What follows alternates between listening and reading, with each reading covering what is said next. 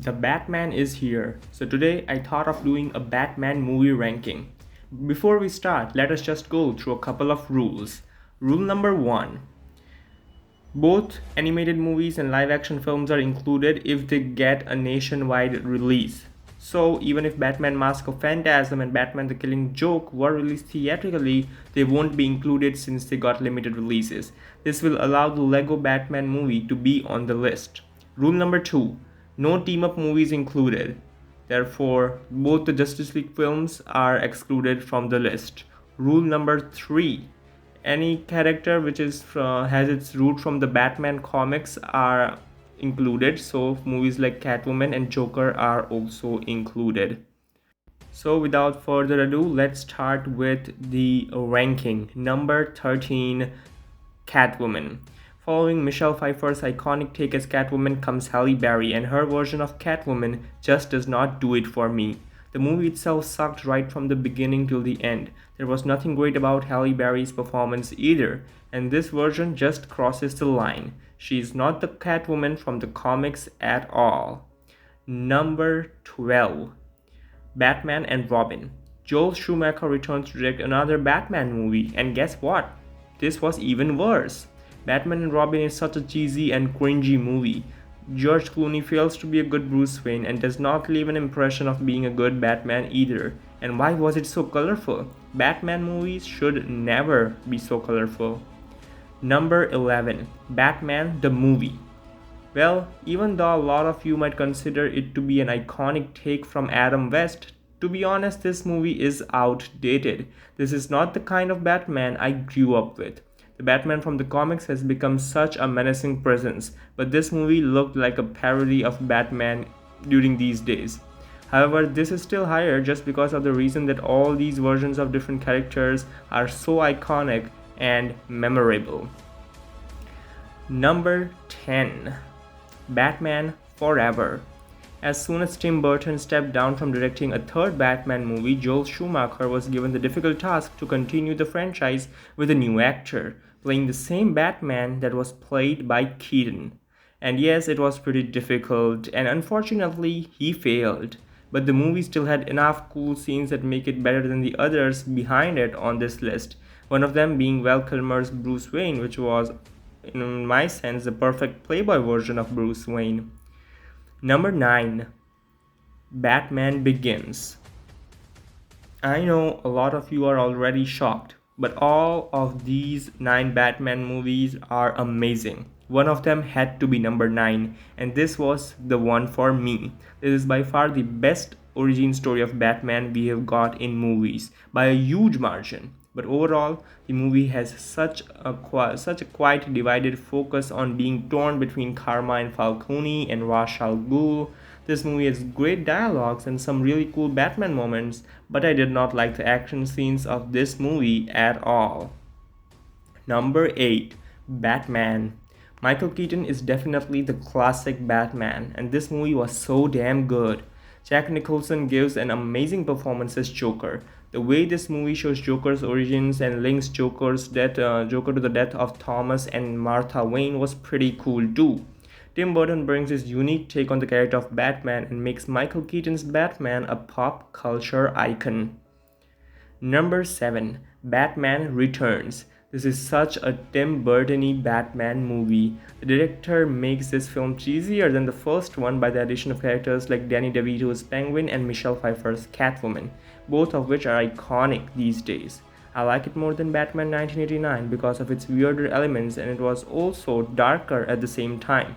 It is really unique and weird because of the Penguin as a central villain here, but it embraces its cheesiness and delivers what can be called a classic Batman movie.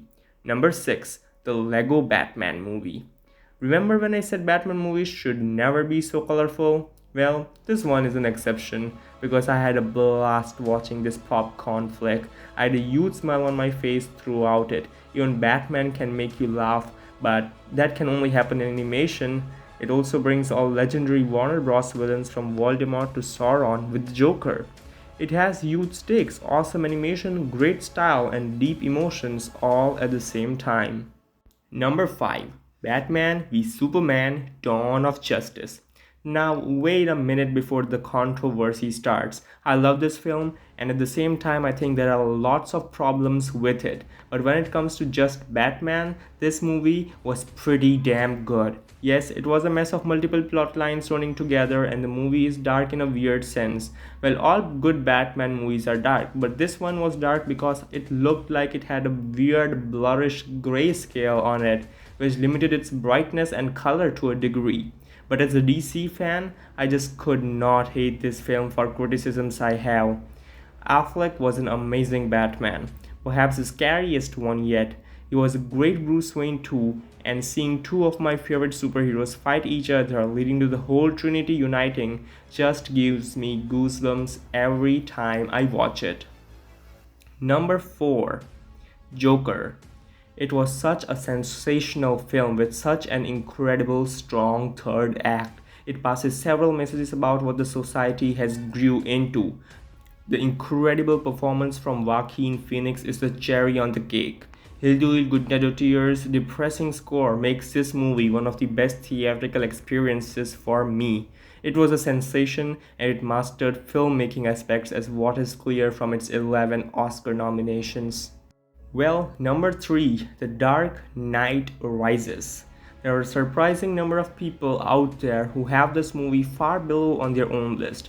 I'm quite shocked because I think this movie is nearly as good as its predecessor, only if it had a little bit more Batman in it. The stakes are higher than ever, the scope was seriously multiplied, and the scale was even bigger, and it still is the most epic event Batman film. It was way too different than The Dark Knight, but I guess that's what I love about it. It ended the franchise on an incredibly strong note, at least for this Batman fan. Okay, now here comes the answer if your question is which is the best Batman film ever. Well, my number 2 pick is The Dark Knight.